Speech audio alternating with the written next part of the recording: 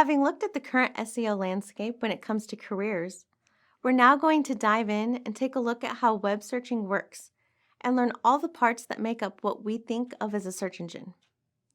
You'll learn the role of links, robots, and indexing in relation to SEO and to searching the web in general.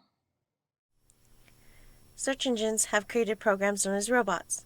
These robots are also called crawlers or spiders, and each search engine uses a robot unique to them. These robots crawl the web in an effort to discover new web pages and documents. One way robots discover new sites is through links. If another website links to your website, this creates an easy path for robots to follow. Robots can use this map to explore the web and continually discover new pages. In the early days of the internet, webmasters had to submit their site to search engines so it could be discovered by the robots. Now robots will find your site on their own. Adding your site to free services, such as Google Webmaster Tools, will aid in this discovery process. Once a robot discovers a new page or site, it analyzes all of the content and data on the page to determine what the page is about and what topics it should rank for. The site is then added to a massive database, also known as an index. Each page is cataloged so search engines can quickly reference the data when needed and return the appropriate results to a user's search query.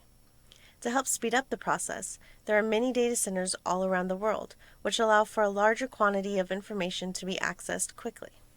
When a user performs a search query, the search engines look through their index for web pages they have crawled and analyzed. They then return the results in a fraction of a second. In that fraction of a second, a search engine has to first determine which results are the most relevant to a user's query and also rank those results according to the authority of a website. Our job as SEOs is to understand what makes a website considered highly relevant for a search query. In the past, search engines would only look at the content on your page, or which words, also known as keywords, were used most frequently. Search engines have grown a lot smarter, and today there are hundreds of factors influencing the relevance of a search result. These factors are all part of an algorithm, which we will discuss next.